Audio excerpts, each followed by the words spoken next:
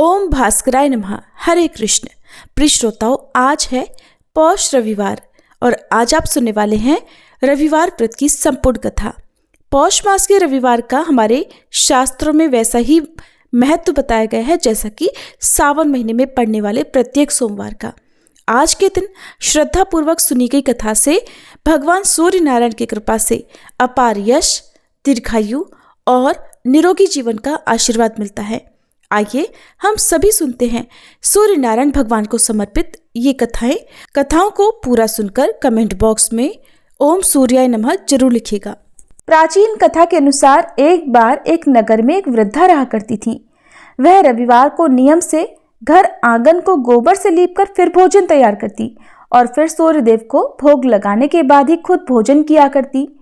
ऐसा व्रत करने से उनका घर धन धान्य से भरा रहता था। हरि की कृपा से घर में किसी प्रकार का कोई भी दुख नहीं होता था। घर में सब कुछ आनंद मंगल था।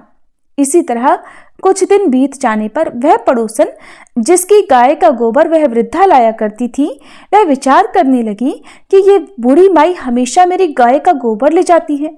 ये सोचकर एक दिन उसने अपनी गाय को घर के अंदर बांध दिया। फिर तो वह हर दिन ही अपनी गाय को घर के भीतर बांधना शुरू करने लगी। इधर गोबर न मिलने पर बूढ़ी माई रविवार के दिन अपने घर को लीप नहीं पाई, इसलिए न उन्होंने भोजन बनाया, न भगवान को भोग लगाया और न ही खुद भोजन किया। इस तरह उन्होंने निराहार व्रत किया। सुबह से शाम, शाम से रात हो गई और वह बूढ़ी माई भूखी ही सो गई। फिर रात में भगवान ने उन्हें स्वप्न में दर्शन दिए और भोजन न बनाने और भोग न लगाने का कारण पूछा। तब बूढ़ी माई ने सूर्य देव को बताया कि गोबर न मिलने के कारण आज वह भोजन नहीं बना सकी।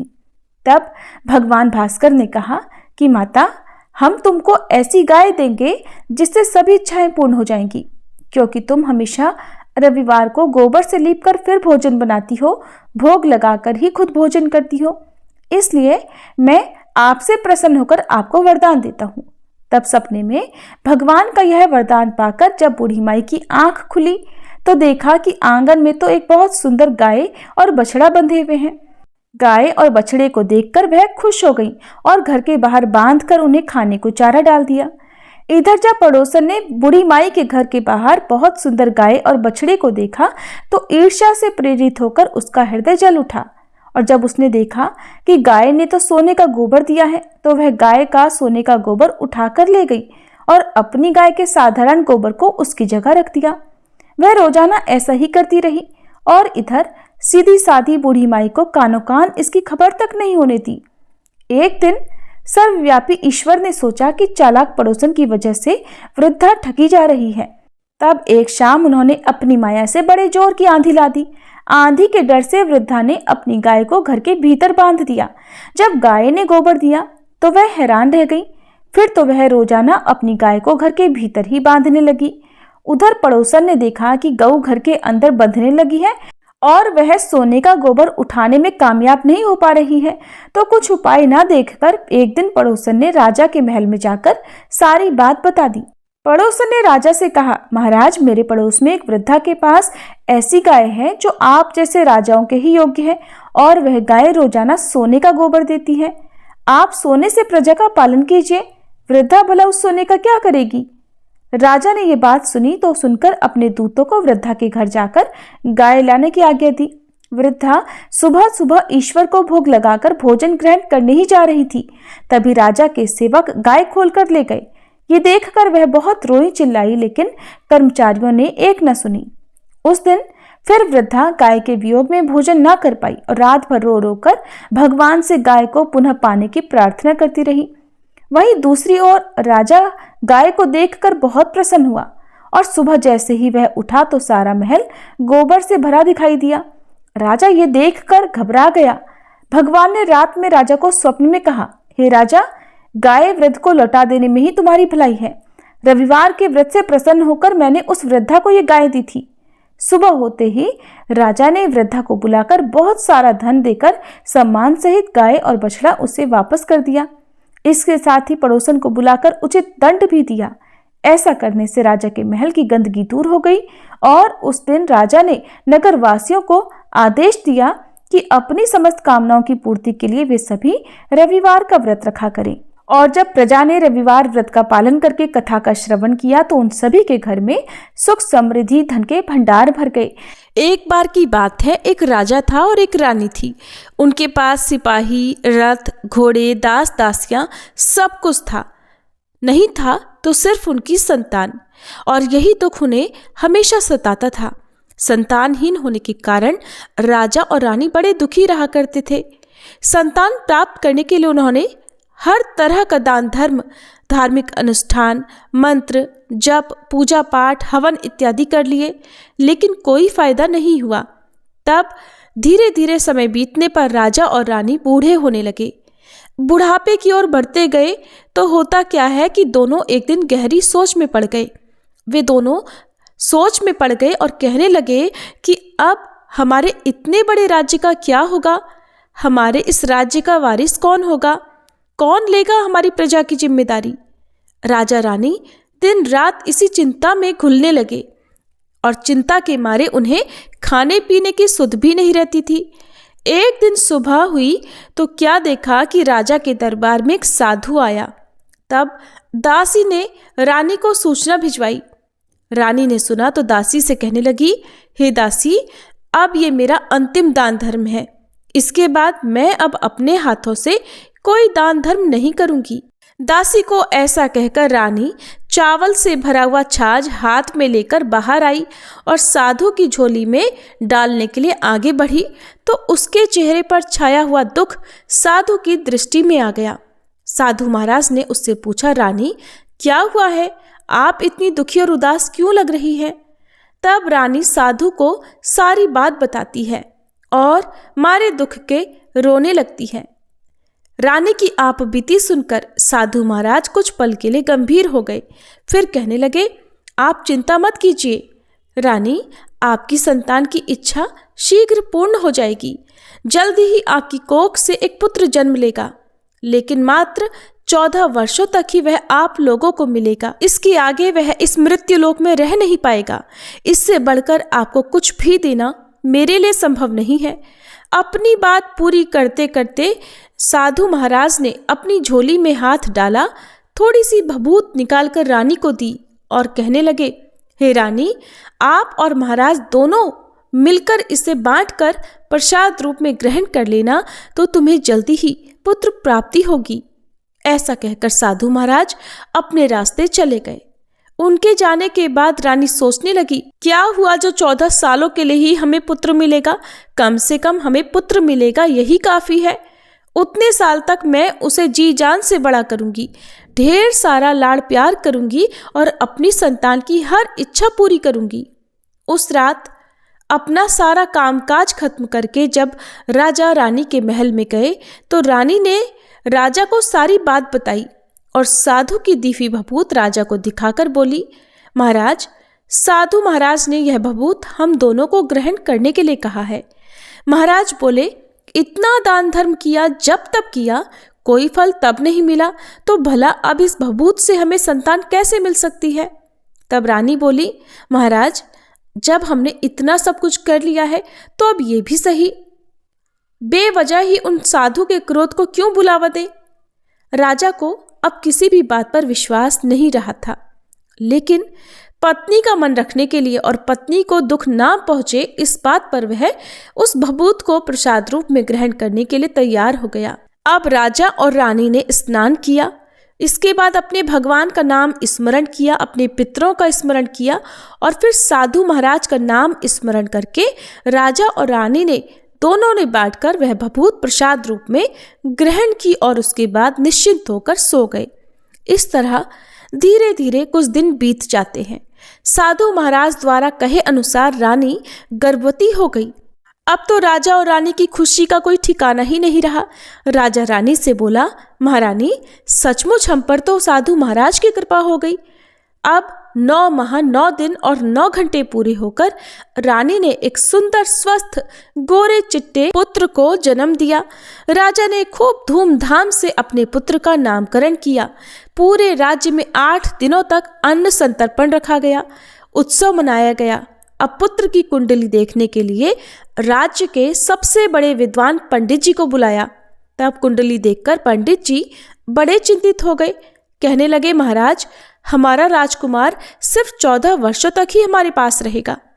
राजा को इस बात की भनक तो थी ही, रानी को भी साधु महाराज की बात याद थी। अब वे दोनों मौन रह गए। उसके बाद राजा और रानी बड़े लाड़ प्यार से अपने बेटे का पालन पोषण करने लगे, उसकी हर इच्छा को पूरी करने लगे। कुछ समय के लिए ही सही, भगवान ने संतान होने की हमारी मुराद तो पूरी कर दी, इससे वे सबसे बड़ी खुशी मानते थे। राजकुमार धीरे धीरे बड़ा होने लगा। जब वह 7 वर्ष का हो गया तो राजा एक अच्छे गुरु की नियुक्ति करके उसे पढ़ाई लिखाई, राजशास्त्र, शस्त्र विद्या, घुड़सवारी इत्यादि सभी विद्याओं का शिक्षण देने लगे। जब राजकुमार सभी शास्त्र विद्या आदि में पारंगत हो गया तब उसकी उम्र 12 वर्ष की हो गई। तब एक अच्छी सी राजकुमारी खोजकर उसका विवाह भी करा दिया गया। इस तरह 2 साल और बीत गए। अब राजकुमार 14 वर्ष का हो गया। एक दिन राजकुमार राजा से बोला, पिताजी, मैं अपना सारा राज्य घूम कर देखना चाहता हूँ। आज तक मैंने सिर्फ इस राजमहल के अलावा कुछ भी नहीं देखा। बेटे की बात सुनकर राजा चिंतित हो गए, क्योंकि पुत्र को 14वां वर्ष शुरू हो गया था। अब कोई अनहोनी होने का वह वक्त नजदीक ही आ पहुंचा था। लेकिन राजा ये सारी बातें अपने पुत्र को नहीं बता सकता था। तो उसने क्या किया कि अपने बेटे से कहा, हाँ हाँ जरूर जाओ, तुम्हें तो अपना सारा राज्य घूमकर जरूर देखना चाहिए। कहाँ क्या है ये सब कुछ जानना चाहिए। कल को मेरे बाद तुम ही को तो राजा बनना है। लेकिन बेटा, एक बात का ध्यान रखना, तुम जहाँ जा रहे हो, क्या कर रहे हो, ये बात अपनी पत्नी को मत बताना। राजकुमार ने कहा, ठीक है पिताजी, आपने जो कुछ कहा मैं बिल्कुल वैसा ही करूँगा। अब राजकुमार पूरा दिन तो अपनी पत्नी के साथ बिताता, खुशियां मनाता और रात को ठीक 12 बजे बिस्तर से उठकर बाहर चला जाता। फिर पाँव फटने से पहले वापस अपने महल में आकर सो जाया करता। ऐसा बहुत दिनों तक चलता रहा। अब पुत्र का 14वां साल खत्म होने में कुछ ही दिन बाकी रहे थे। इतने में ही क्या हुआ कि उसकी पत्नी यानी छोटी रानी रात में एक दिन अचानक जाग गई। उसने देखा कि बिस्तर पर राजकुमार नहीं है। वह महल में सब जगह खोज खोज कर देखती है तो राजकुमार कहीं भी नजर नहीं आया। अब वह क्या करेगी, किससे कहेगी, ये सोचकर वह चुपचाप रही। फिर भोर होने पर उसने देखा कि उसका पति तो अपनी ही जगह पर सोया हुआ है। उसने अपने पति से कुछ नहीं पूछा। लेकिन दूसरी रात भी वैसे ही हुआ, तीसरी रात, चौथी रात, ऐसा बहुत दिनों तक चलता रहा। ये देखकर अब तो छोटी रानी बहुत चिंतित होने लगी कि आखिरकार रहस्य क्या है। आधी रात को मेरे पति कहाँ चले जाते हैं, किससे मिलने जाते हैं। और उसके मन में इसी तरह ढेरों सवाल और शंकाएं उठने लगी। लेकिन पूछने में डर भी लगा कि शायद पति गुस्सा कर बैठे। सास ससुर से पूछने के बारे में सोचा तो उसकी कुल मर्यादा बीच में आ गई। इस तरह वह अपने मन ही मन कुढ़ती रहती थी। और इसी हालत में उसने भोजन पानी आदि तक कम कर दिया था, जिस कारण वह दुबली पतली हो गई। उस राज्य में फूल बेचने वाली एक बूढ़ी मालिन थी। वह हमेशा छोटी रानी को फूल देने के लिए उसके महल में आया करती थी। उन बूढ़ी मालिन का ध्यान छोटी रानी पर गया तो उन्होंने पूछा, बेटी क्या हुआ, तुम्हें किस बात का दुख है और तुम इस तरह सूख कर इतनी कमजोर क्यों होती जा रही हो। तब रानी भरे मन से कहने लगी, क्या बताऊं आपको अम्मा जी, आपका राजकुमार हर रात बिस्तर पर से उठकर कहीं चला जाता है, बिना बताए जाता है और सुबह भोर होते ही वापस आकर सो जाता है। वो कहाँ जाता है, अपनी प्रेमिका से मिलने जाता है क्या? ये सोच सोच कर मैं अन्न जल ग्रहण नहीं कर पा रही और सूख सूख कर इस तरह कांटा बन गई हूँ। बूढ़ी मालिन ये सब बात सुनकर उसे एक उपाय बताती हैं। बेटी ऐसा करना, आज रात तुम सोना मत, उसके पीछे पीछे जाकर देखना कि वो कहाँ जाता है, क्या करता है, उसकी अच्छी तरह से पहरेदारी करना। रानी ने पूछा, माँ जी अगर मुझे नींद आ गई तो? तुम्हें नींद ना आए इसके लिए तुम एक काम करना, अपने बाएं हाथ की उंगली में एक चीरा लगाना, उस पर थोड़ी सी मिर्ची छिड़कना, इससे तुम्हें बहुत जलन होगी और उस पीड़ा से तुम्हें रात भर नींद ही नहीं आएगी। अब रानी बूढ़ी मालिन के कहे अनुसार वैसा ही करती है। उंगली की जलन से उसे उस रात बहुत देर तक नींद नहीं आई, लेकिन कुछ रात बीतने के बाद वह सो गई। अगले दिन जब बूढ़ी मालिन फूल लेकर उसके महल में पहुंची और उससे पूछा कि क्या हुआ बेटी, क्या तुमने देखा तुम्हारा पति कहाँ जाता है? छोटी रानी कहने लगी, नहीं माँ जी, पहले कुछ समय जलन के कारण तो मुझे नींद नहीं आई, लेकिन थोड़ी देर के बाद मैं सो गई। बूढ़ी मालिन ने कहा, कोई बात नहीं, आज तुम अपनी उंगली पर पहले से थोड़ा बड़ा जख्म करना और ज्यादा मिर्ची लगा लेना। छोटी रानी ने वैसा ही किया, परंतु आज फिर वह सिर्फ पति के बिस्तर से उठकर बाहर निकलने वक्त तक ही जाग पाई। उसके पीछे वह जा ही नहीं सकी, क्योंकि उसकी आंखें तो उस समय तक बंद हो गई थी, वह सो गई थी। अगले दिन सुबह फिर से बूढ़ी मालिन आई और वही पूछा तो रानी कहने लगी, माँ जी, मैं तो आज भी उनकी पहरेदारी ठीक से नहीं कर पाई। बूढ़ी मालिन ने कहा, रोना नहीं बेटी, सब कुछ ठीक हो जाएगा। आज रात तुम जख्म और बड़ा करना और उस पर और ज्यादा मिर्ची छिड़कना, और एक और काम करना बेटी, वो जब जाने के लिए निकले तो उसका रास्ता रोक लेना। बूढ़ी मालिन ने रानी को जैसा बताया था उसने वैसा ही किया। आज रात उसे नींद नहीं आई। पति रात 12 बजे बिस्तर से उठकर जब महल से निकलने के लिए चलने लगा तो बूढ़ी मालिन ने जैसा बताया था उसने वैसा ही किया। दौड़कर अपने पति का रास्ता रोकने लगी और बोली, कहाँ जा रहे हो, किससे मिलने जा रहे हो, मुझे बताओ। राजकुमार ने उसे समझाने की बहुत कोशिश की। देखो, अगर मैंने तुम्हें बताया तो मैं तुम्हें दोबारा नहीं मिल पाऊंगा।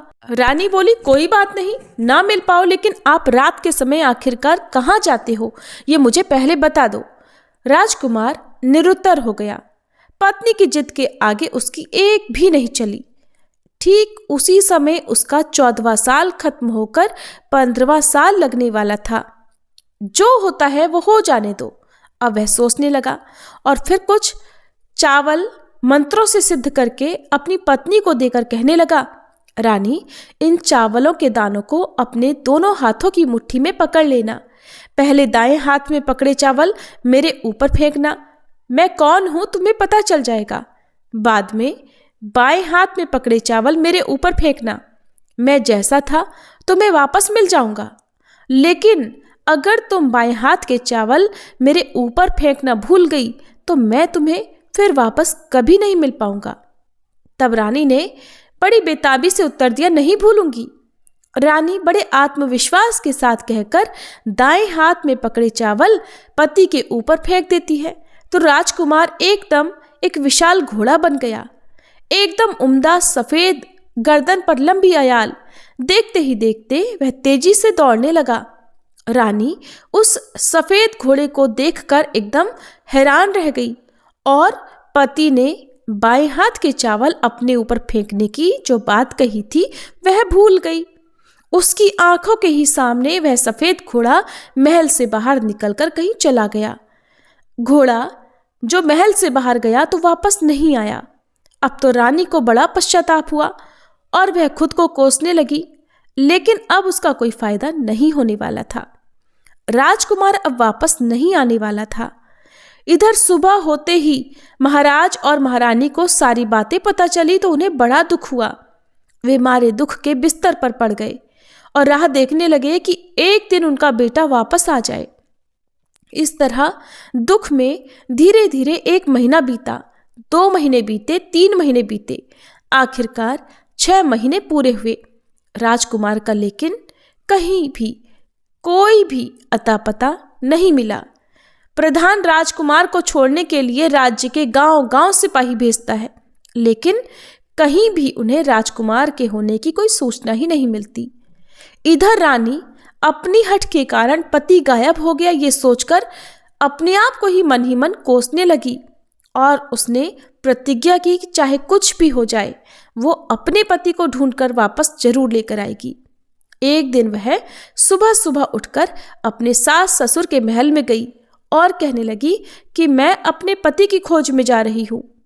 महाराज और महारानी को क्या चाहिए था, कुछ भी करके उनको तो उनका बेटा वापस चाहिए था। वे बहू को जाने की अनुमति देकर बोले, बेटी तुम्हें जो चाहे वो करो, जहाँ जाना है वहाँ जाओ, लेकिन हमारे बेटे को ही वापस लेकर आना। भगवान तुम्हें सफलता दे। अब रानी ने अपना शाही वेश बदलकर एक सेठानी का रूप धारण कर लिया। कुछ दास दासियों को लेकर, कुछ नौकरों को भी साथ में लिया, कुछ सामान साथ में रखा और राज्य की सीमा पर जाकर वहां पर एक भोजनालय खोल लिया। वहां आने जाने वाले सब यात्रियों को खाना मुफ्त में देने लगी, लेकिन साथ ही साथ एक शर्त भी रखी कि खाने वाले को उसकी देखी कोई अजीब चीज उसकी मालकिन को यानी छोटी रानी को बतानी पड़ेगी। तो वहां आने वाला हर नागरिक अपनी तरफ से मैंने ये देखा, मैंने वो देखा, ऐसा कहकर वहां से मुफ्त भोजन करके चला जाता था। परंतु रानी को जो बात चाहिए थी वो अब तक उसको मिली नहीं थी। धीरे धीरे कुछ दिन ऐसे ही बीत गए। इधर कुछ दिनों के बाद क्या हुआ कि रानी के महल में फूल लेकर जाने वाली बूढ़ी मालिन के एक बेटा और बहू थे। उनका एक छोटा बेटा भी था, यानी बूढ़ी माई का एक पोता था। तो बेटा और बहू सुबह काम के लिए निकलते थे और पोते को संभालने की जिम्मेदारी बूढ़ी मालिन पर रहती थी। बूढ़ी मालिन दिन भर पोते को संभालती थी। उन बूढ़ी मालिन को पान खाने की आदत थी, तो उन्हें उस दिन पान लगाने के लिए चूना चाहिए था। वह उसे तैयार करने के लिए कुछ सीपियां लेकर आई। इन सीपियों को भूनने के लिए गोबर के कंडे चाहिए थे। कंडे इकट्ठा करने के लिए वह बांस की टोकरी लेकर चरवाहे के मैदान में गई। वहां बहुत सारे कंडे यानी गोबर के उपले थे। उन्हें जमा करते करते उसे घर आने में अंधेरा हो गया। इधर शाम होते ही काम से वापस बेटा बहू जब घर पर पहुंचे तो उन्होंने देखा कि उनका छोटा बेटा घर पर एकदम अकेला है और रो रहा है। ये देखकर वे दोनों गुस्से से आग बबूला हो गए। इतने में ही बूढ़ी मालिन भी घर पर पहुंच गई। बेटे ने पूछा, पोते को घर पर अकेला छोड़कर कहाँ गई थी माँ? बूढ़ी मालिन बताने लगी कि मैं तो गोबर के कंडे इकट्ठे करने गई थी। तब बेटा बोला, दोबारा बच्चे को अकेला घर पर छोड़कर अगर कहीं गई तो मैं तुम्हें बहुत पीटूंगा। बूढ़ी मालिन कहने लगी, नहीं बेटा, फिर कभी ऐसा नहीं करूंगी। लेकिन इसके बाद दूसरे दिन ही बूढ़ी मालिन वह बात भूल गई और फिर से चरवाहे के मैदान पर कंडे इकट्ठा करने चली गई। शाम को जब बेटा बहू काम से वापस लौटे तो उन्होंने देखा कि आज फिर से बच्चा घर पर अकेला है और रो रहा है। अब तो बूढ़ी मालिन के बेटे की सहन शक्ति खत्म होने लगी और बूढ़ी मालिन के वापस आने पर उन्हें घर से निकाल दिया।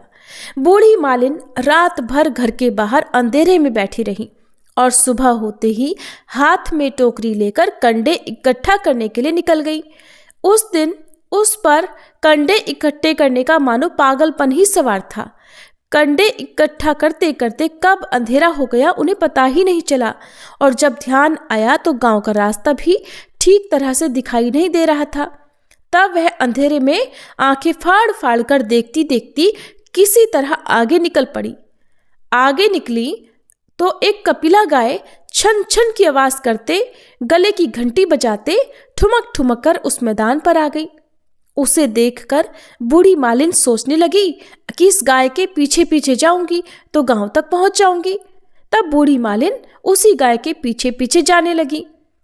अब वह गाय मैदान से लेकर एक एक करके ऐसे ही और 6 मैदान पार करती है।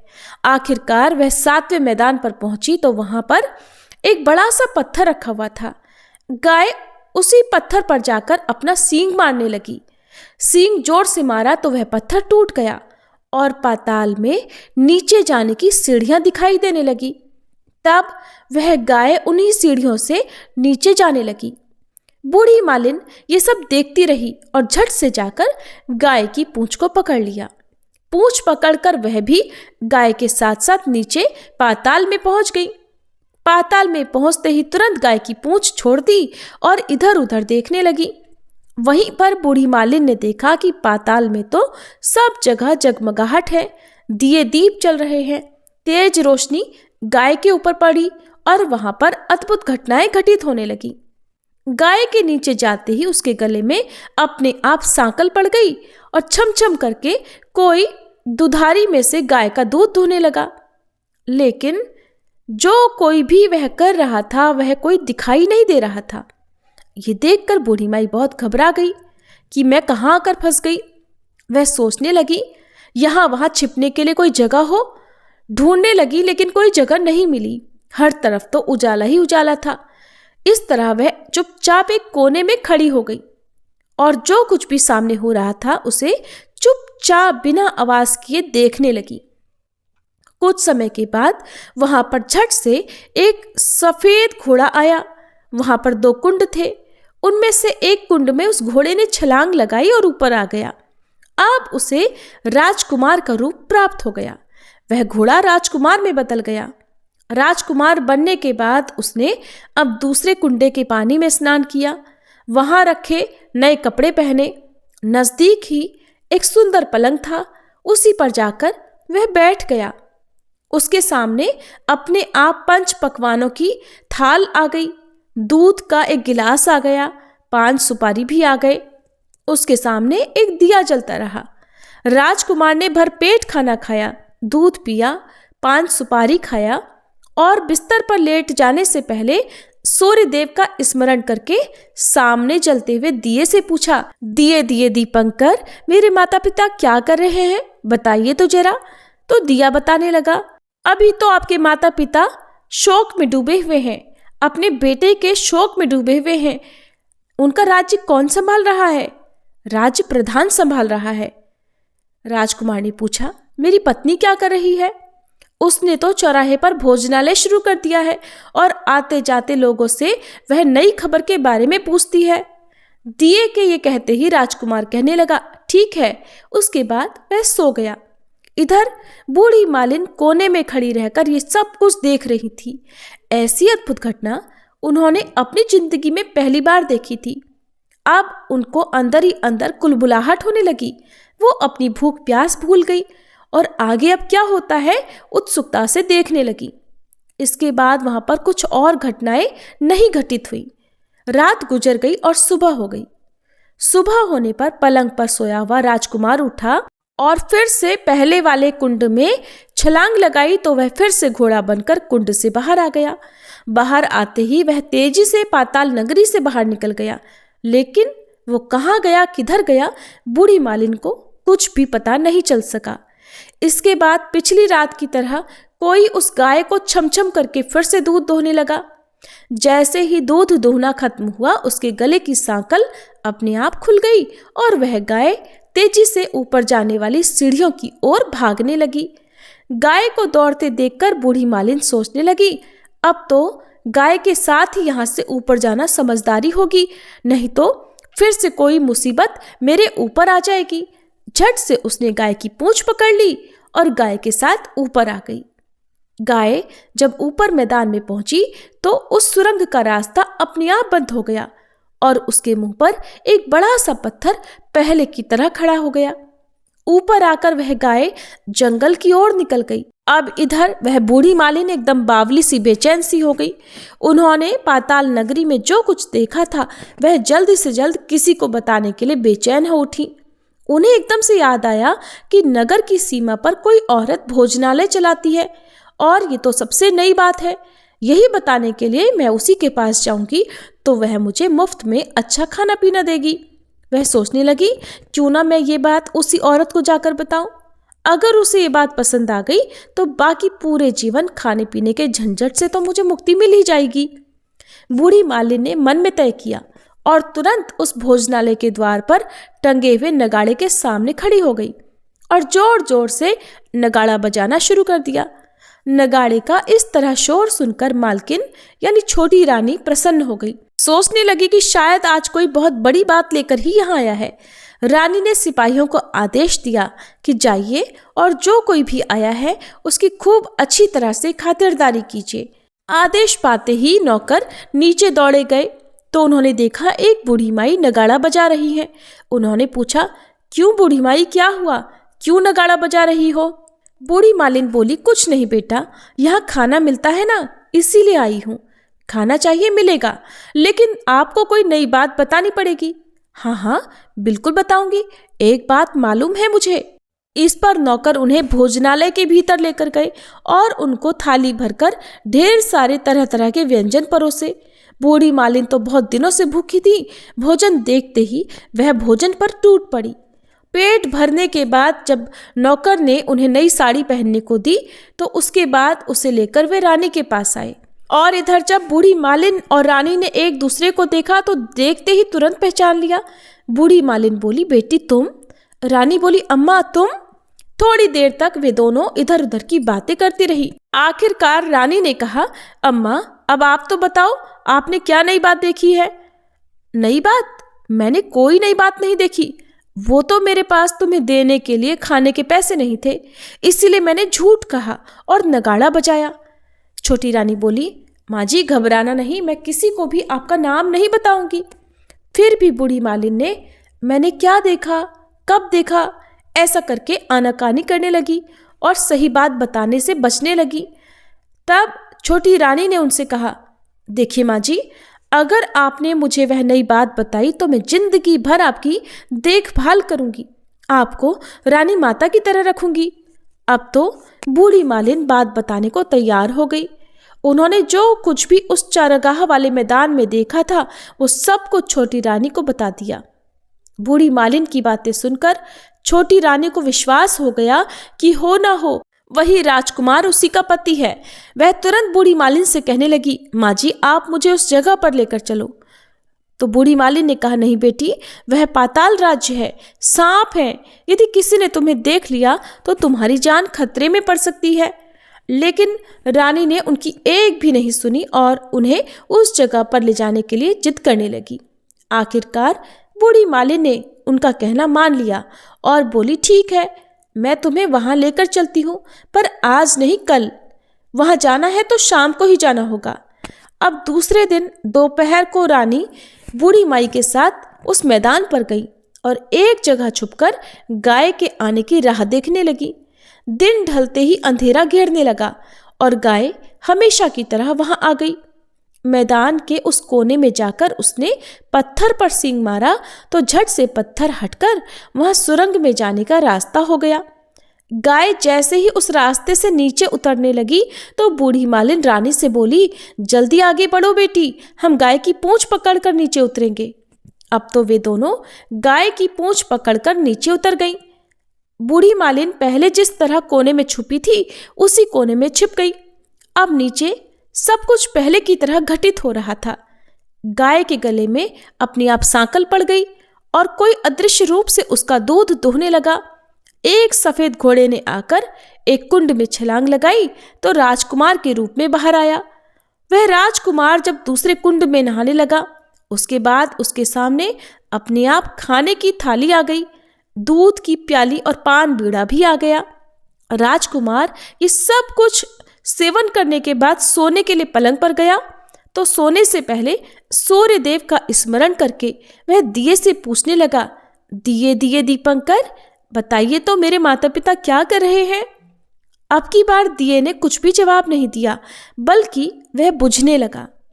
अब राजकुमार को कुछ तो जरूर अघटित हुआ है इसका शक हो गया।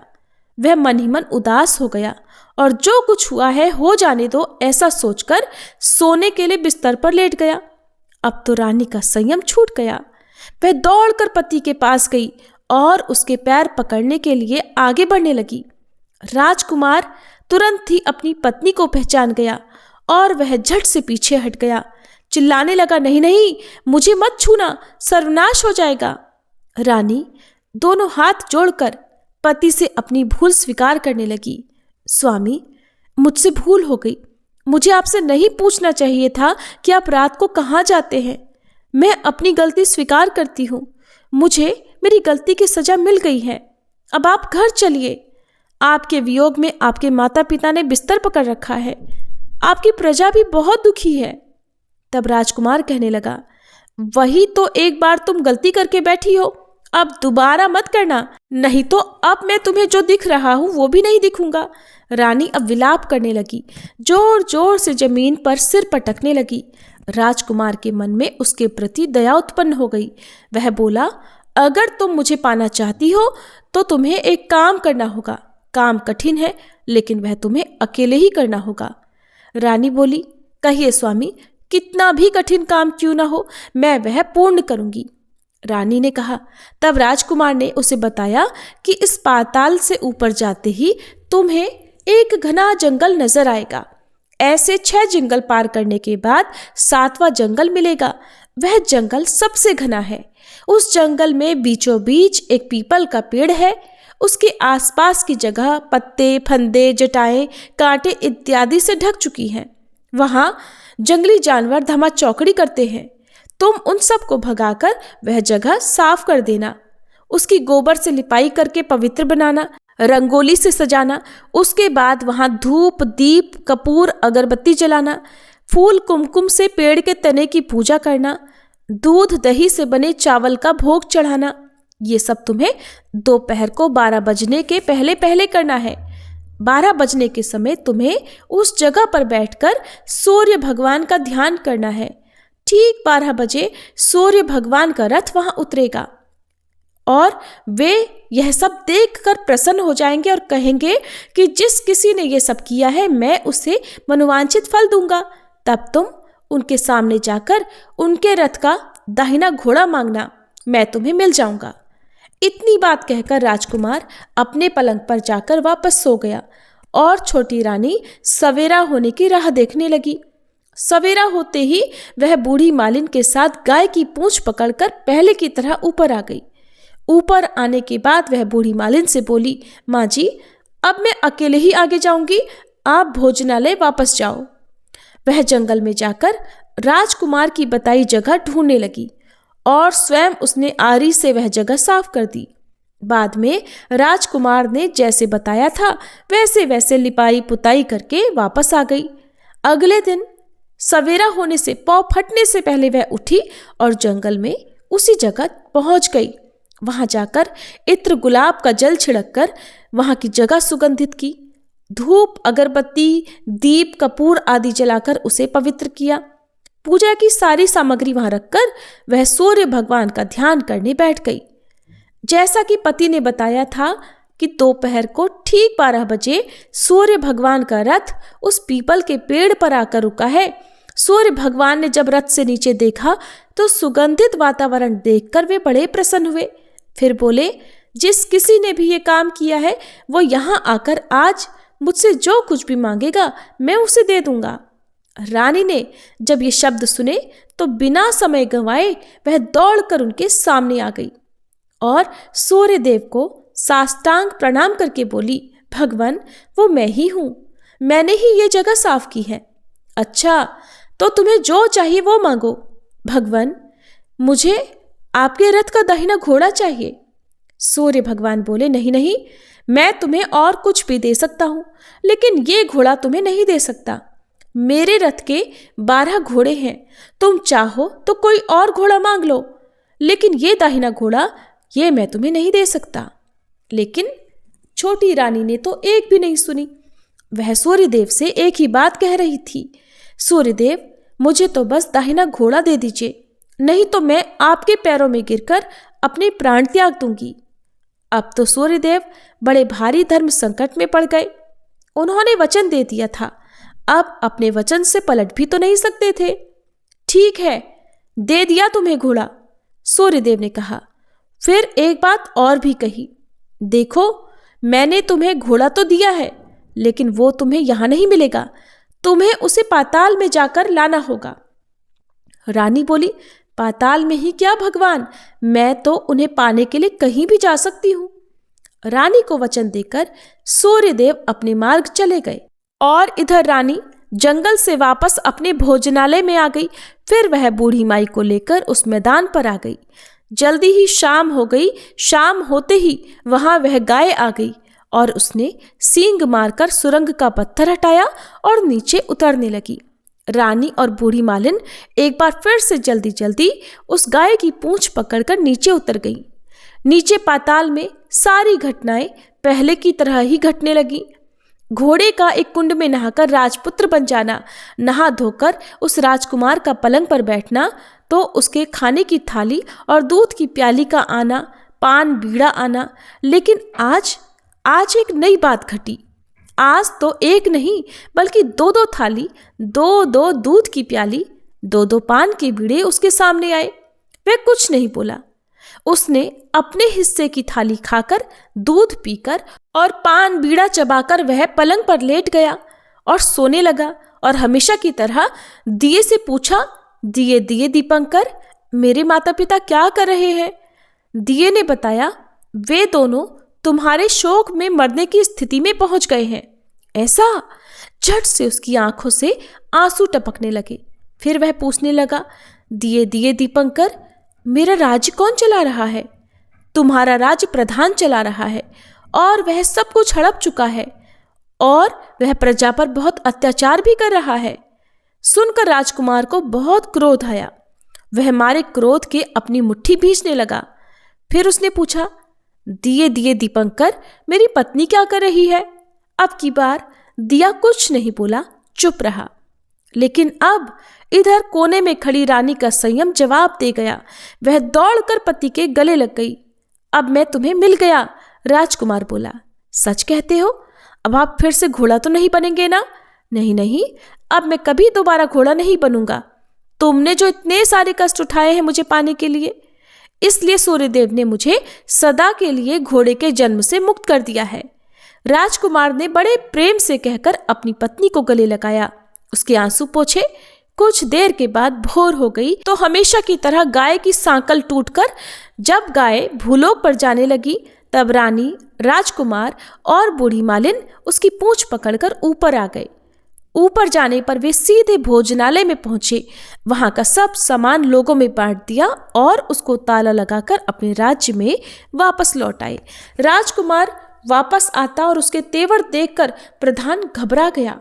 राजकुमार ने उसे बंदी बनाकर कैद खाने में डलवा दिया और राज्य की बागडोर अपने हाथों में ले ली। उसके बाद वह अपने माता पिता से मिलने उनके महल में गया। तब राजकुमार ने क्या देखा कि उसके माता पिता तो उसके शोक में अस्थि पंजर बने हुए हैं, लेकिन पुत्र को वापस आया देखकर मरणासन्न हालत में भी राजा रानी की आंखों से खुशी के आंसू बहने लगे। इन दोनों ने अपने पुत्र को गले लगाया, उसे प्यार से सहलाया। इतना होने के बाद उनकी सेहत में एकदम सुधार होने लगा। वे दोनों अब बिस्तर से उठकर बैठ गए, पुत्र को आशीर्वाद देने लगे। राजकुमार के आने की सूचना तुरंत राज्य भर में फैल गई। प्रजा खुशी से फूली नहीं समा रही थी। प्रजाजन राजमहल के सामने इकट्ठे हो गए।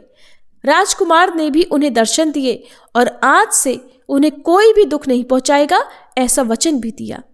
अब राजा अपने पुत्र का राज्याभिषेक करके उसे सिंहासन पर बिठाने लगे और बहू को महारानी का दर्जा दे दिया और स्वयं अपनी पत्नी के साथ भगवान के ध्यान में लग गए। इस तरह उनके दिन खुशी से बीतने लगे। महाराजा बना राजकुमार अच्छी तरह से राज्य चलाने लगा और अपनी पत्नी के साथ सुख शांति से जीवन बिताने लगा। उन बूढ़ी मालिन को रानी ने अपने कहे अनुसार अपने पास ही रख लिया था और उनकी अच्छी तरह से देखभाल करने लगी। इस तरह अब बूढ़ी मालिन और उनके बुढ़ापे के दिन भी खुशी से गुजरने लगे। कथा समाप्त। प्रेम से बोलिए सूर्य नारायण भगवान की जय। अब सुनिए सूर्य चालीसा पाठ और आरती। श्री रवि हरत हो घोरतम, अगणित किरण पसारी, वंदन करूं तब चरणन में, अर्घ देऊं जलधारी। सकल सृष्टि के स्वामी हो, सचराचर के नाथ, निस्दिन होत तुमसे ही, होवत संध्या प्रभात। जय भगवान सूर्य तमहारी, जय खगेश दिन कर शुभकारी। तुम हो सृष्टि के नेत्र स्वरूपा, त्रिगुणधारी त्रैवेद स्वरूपा। तुम ही कर्ता पालक संहारक, भुवन चतुर्दश के संचालक। सुंदर बदन चतुर्भुजधारी, रश्मि रथी तुम गगन विहारी। चक्र शंख अरु श्वेत कमलधर, वर मुद्रा सोहत चोटे कर। शीश मुकुट कुंडल गलमाला, चारु तिलक तब भाल विशाला। सप्त अश्वरथ अति द्रुतगामी, अरुण साथी गति अविरामी। रक्त वरुण आभूषण धारक, अति प्रिय तोहे लाल पदारथ। सर्वात्मा कहे तुम्हें ऋग्वेदा, मित्र कहे तुमको सब वेदा। पंच देवों में पूजे जाते, मनोवांछित फल साधक पाते। द्वादश नाम जाप उद्धारक, रोग शोक अरु कष्ट निवारक। माँ कुंती तब ध्यान लगायो, दानवीर सूत कर्ण सो पायो। राजा युधिष्ठिर तब जस गायो, अक्षय पात्र वो वन में पायो। शस्त्र त्याग अर्जुन अकुरायो, बन आदित्य हृदय से पायो। विंध्याचल तब मार्ग में आयो, हाहाकार तिमिर से छायो। मुनि अगस्त गिरि गर्व मिटायो, निज तप बल से विंध्य नवायो। मुनि अगस्त तब महिमा गाई, सुमिर भये विजयी रघुराई। तोहे विरोक मधुर फल जाना, मुख में ली नहीं तोहे हनुमाना। तब नंदन शनि देव कहावे, पवन के सूत शनि तीर मिटावे। यज्ञ व्रत स्तुति तुम्हारी कीन्ही, भेंट शुक्ल यजुर्वेद की दीन्ही। सूर्यमुखी खरितर तब रूपा, कृष्ण सुदर्शन भानु स्वरूपा। नमन तोहे ओंकार स्वरूपा, नमन आत्मा अरुकाल स्वरूपा। दिग दिगंत तब तेज प्रकाशे, उज्ज्वल रूप तुम्ही आकाशे। दश दिगपाल करत तब सुमिरन, अंजलि नित्य करत हैं अर्पण। त्रिविध ताप हरता तुम भगवन, ज्ञान ज्योति करता तुम भगवन। सफल बनावे तब आराधन, गायत्री जप सरल है साधन। संध्या त्रिकाल करत जो कोई, पावे कृपा सदा तब वोही। चित शांति सूर्यास्तक देव, व्याधि अपाधि सब हर लेवे। अष्टदल कमल यंत्र शुभकारी, पूजा उपासना तब सुखकारी। माघ मास शुद्ध सप्तमी पावन, आरंभ हो तब शुभ व्रत पालन। भानु सप्तमी मंगलकारी, भक्ति दायनी दोषणहारी। रविवासर जो तुमको ध्यावे, पुत्रादिक सुख वैभव पावे। पाप रूपी पर्वत के विनाशी, व्रज रूप तुम हो अविनाशी। राहु आन तब ग्रास बनावे, ग्रहण सूर्यता को लग जावे। धर्म दान तब करते हैं साधक, मिटत राहु तब पीड़ा बाधक। सूर्य देव तब कृपा कीजे, दीर्घ आयु बल बुद्धि दीजे। सूर्य उपासना कर नित ध्यावे, कुष्ठ रोग से मुक्ति पावे। दक्षिण दिशा तोरी गति जावे, दक्षिणायन वो ही कहलावे। उत्तर मार्गी तोरो रथ होवे, उत्तरायण तब वो कहलावे। मन और वचन कर्म हो पावन, संयम करता भलित आराधन। भरत दास चिंतन करत घर दिन कर तब ध्यान, रखियो कृपा इस भक्त पे तुम्हारी सूर्य भगवान। ओम जय सूर्य भगवान, जय हो दिनकर भगवान। जगत के नेत्र स्वरूपा, तुम हो त्रिगुण स्वरूपा। धरत सब ही तब ध्यान, ओम जय सूर्य भगवान। सारथी अरुण है प्रभु, तुम श्वेत कमल धारी, तुम चार भुजाधारी। अश्व है सात तुम्हारे, कोटि किरण पसारे, तुम हो देव महान। ओम जय सूर्य भगवान। उषा काल में जब तुम उदयाचल आते, सब तब दर्शन पाते। फैलाते उजियारा, जागता तब जग सारा, करे सब तब गुणगान। ओम जय सूर्य भगवान। संध्या में भुवनेश्वर अस्ताचल जाते, गोधन तब घर आते। गोधूली बेला में हर घर हर आंगन में, हो तब महिमा गान। ओम जय सूर्य भगवान। देव दनुज नर नारी, ऋषि मुनिवर भजते, आदित्य हृदय जपते। स्तोत्र ये मंगलकारी, इसकी है रचना न्यारी, दे नव जीवन दान। ओम जय सूर्य भगवान। तुम हो त्रिकाल रचयिता, तुम जग के आधार, महिमा तब अपरंपार। प्राणों का सिंचन करके, भक्तों को अपने देते, बल बुद्धि और ज्ञान।